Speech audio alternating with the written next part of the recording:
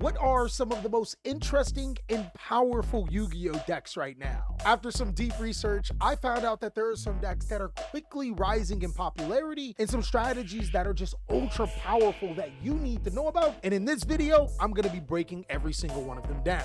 And of course, big dog, as per usual, if you guys want to see personal deck lists, I'll be putting on my Patreon as a special thank you for helping me pay my editors. Let's go ahead and jump on in. What's going on with ya, big dog? And it is an amazing day for Yu-Gi-Oh! I hope that your day phenomenal. But if it isn't, don't let what happened at the beginning of your day ruin the rest of your day. In case you guys didn't know, I have a special series that happens every Monday called Update Monday! A series where we talk about things to help you not only as a Yu-Gi-Oh player, but to help you become a better person overall. Today for Update Monday, I want to talk to you guys about something that will help you, I know will help you, always explore your weaknesses. Our weaknesses often put us in spots that may feel uncomfortable. So oftentimes we will avoid them. But the problem with that is that if you continue to avoid your weaknesses, you will struggle to become a better person. I'm not saying you can't be a better person, but addressing your weaknesses and getting comfortable with being uncomfortable is a surefire way to make you a stronger person. Kind of like how we're going to be talking about some powerful decks that will address the weaknesses of some of the best decks in the game. Statistically, the top 3 decks in the Yu-Gi-Oh card game is Tenpai Dragon, a dragon-based synchro Yu-Gi-Oh deck that is built on being able to summon a powerful synchro monster that can inflict 18,000 damage with just 3 strikes. That's right, there's no typo, I said 18,000. There's another deck in Voiceless Voice, which is a temple-based Yu-Gi-Oh deck. Once it gets the ball rolling, it can summon a really powerful monster that can stop anything you do, kind of like how old synchro monsters appear on the floor in Purrely Savage Dragon were banned, but also prevents you from being able to target your cards and does not need its extra deck, so it can be flexed with other type of engines like Branded and Melodious. And lastly, everybody's favorite deck, whether you play Master Duel, the OCG, or the TCG, Snake Eyes. Snake Eyes is such a dominant strategy is because every single card does multiple things for the deck. It also has amazing recovery and can link summon into some of the most powerful cards in the game. Using Solomon Great Raging Phoenix and World Sea Dragon Zelantis alongside a Promethean Princess to OTK you at any given opportunity, and that entire combo can be done with just 1 card. Right now, those are the 3 best strategies in the game, but if you listen to my Update Monday, you can actually use that information against your opponents or just the top tier decks. Once you look and have revealed an inner weakness within yourself, it becomes a lot easier to look at weaknesses with other things and then figure out what you can do to take advantage of it. Take, for example, 2 of the 3 decks are really inhibited by cards like Dimensional Barrier. Also, a worst case scenario happens, you can dimension shift for them. And the beauty about Yu-Gi-Oh is that these strategies that I'm going to be mentioning are some strategies that players have been using to be able to take care of them, but overall just really powerful strategies in their own right. They not only take advantage of those particular weaknesses, they're also incredibly good.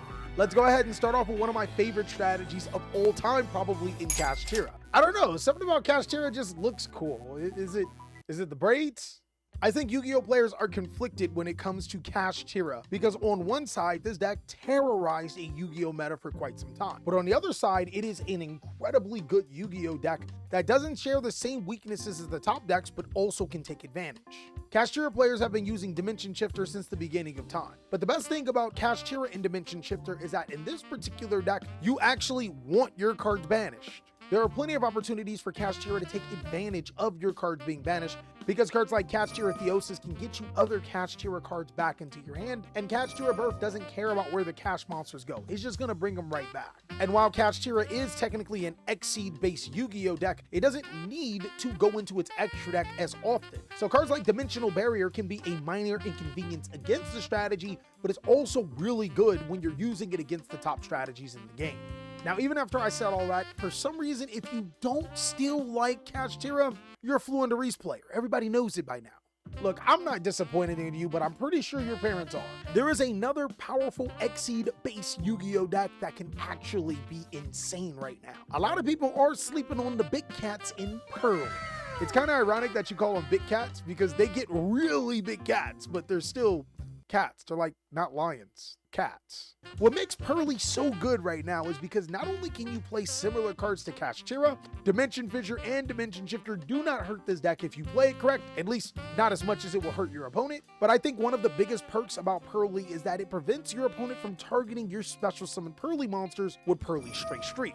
It's really good against interactions like Effect Veiler and Infinite Impermanence, but also those really niche interactions like when your opponent wants to use a card effect like SP Little Knight. And also, on average, Purrely does play the correct number of starter cards to get the game going. 16 cards is dedicated to be able to get the combo going, and even if your opponent does stop that, you have multiple other ways to continue playing. It also means the other 24 cards in your deck can be hand trapped so you can keep up with the meta, or board breaker cards because you're a menace. Look, I'm not a cat person, but all I'm saying is that if you don't declaw this deck, you getting torn up. Statistically, Purrely is one of those secretly powerful Yu-Gi-Oh decks that is creeping up in the rankings. It would be wise to watch out for a strategy that can make a monster almost invincible and get rid of cards on your field in graveyard. The deck is just really, really good.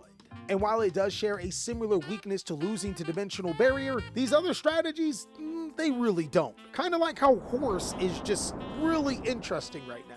I say Horus is in an interesting spot because of two reasons. One, Master Duel players have stopped eating erasers and realize that glue is the perfect supplement.